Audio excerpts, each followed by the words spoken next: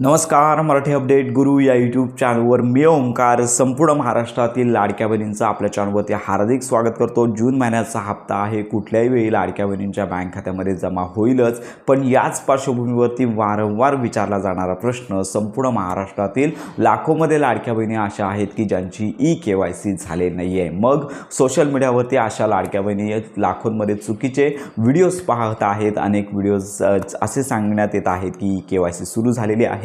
ज्या लाडक्या बहिणींची ई-KYC चालू झाली नाही आहे किंवा केलेली नाही आहे अशा लाडक्या बहिणींसाठी खुशखबर. असे अनेक व्हिडिओज लाखोंच्या संख्येने लाडक्या बहिणी पाहत आहेत. तर यासाठी आपण आजच्या व्हिडिओमध्ये ज्यांची ई-KYC झाली नाही आहे अशा लाडक्या बहिणींसाठी आजचा हा महत्त्वाचा व्हिडिओ आपण देत आहोत. साधारणतः लक्षात घ्या की मागील वर्षामध्ये डिसेंबर महिन्यापर्यंत ई-KYCसाठी मुदत महाराष्ट्र शासनातर्फे देण्यात आली होती. तर याच्यामध्ये आता ही ई-KYC सुरू होणार आहे काय किंवा याच्यामध्ये तथ्यता काय, तर यासाठी हा आपण लाडक्या बहिणींना व्हिडिओ देत आहोत. तर साधारणतः डिसेंबर महिन्यापर्यंत ही ई-KYC सुरू झाली होती. ज्या लाडक्या बहिणींनी डिसेंबर महिन्यापर्यंत KYC केली त्यांना लाभ आहे तो चालू झाला. पुन्हा 2 महिन्यानंतर याच्यामध्ये त्रुटी म्हणजे चुका दाखवण्यात आल्या आणि त्या लाडक्या बहिणीचा लाभ बंद झाला.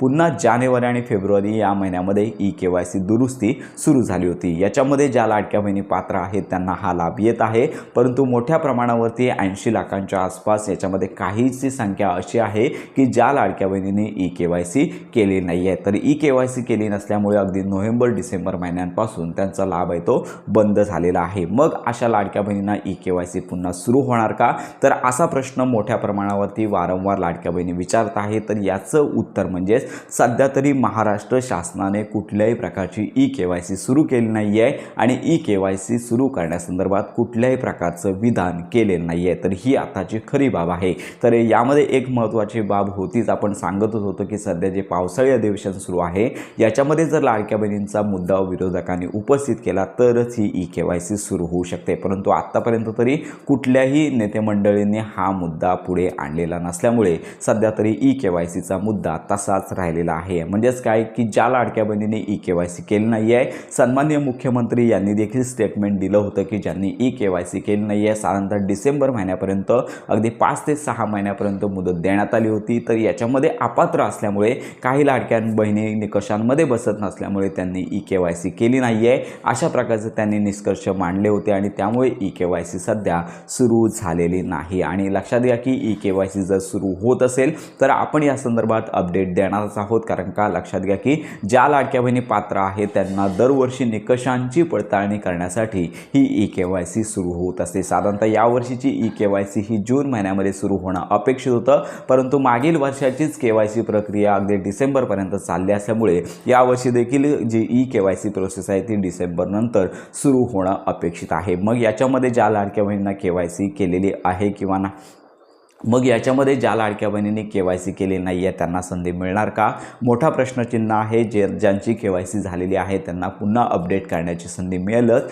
पण ज्यांची KYC झाली नाही आहे, त्रुटी यादी आहे, तर त्यांना संधी मिळणार का हा प्रश्न निर्माण होतोय. ज्यावेळी KYC सुरू होईल त्यावेळीच या संदर्भातलं स्पष्टीकरण देता येणार आहे. सध्या तरी महाराष्ट्रामध्ये कुठल्याही प्रकारची KYC सुरू झाली नाही आहे. लाडक्या बहिणी अनेक ठिकाणी आपली पर्सनल माहिती शेअर करत आहेत. आमच्यामार्फत त्यांना एकच विनंती की कुठल्याही प्रकारची माहिती तुम्ही शेअर करू नका.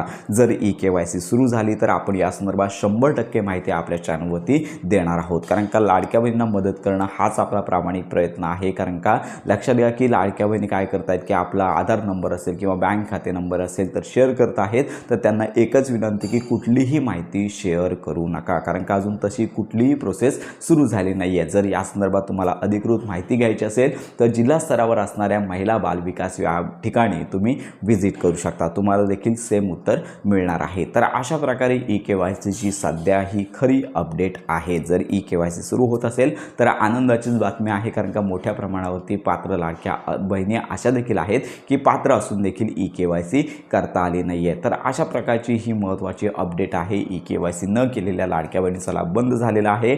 जोपर्यंत ई-KYC सुरू होत नाही आहे तोपर्यंत त्यांचा लाभ चालू होणार नाही आहे. तर अशा प्रकारची ही महत्त्वाची अपडेट ई-KYC संदर्भातली लाडक्या बहिणींना देता येणार आहे। तर या संदर्भात तुमच्या काही शंका असतील तर आपल्या व्हिडिओच्या कमेंटमध्ये नक्की कळवा।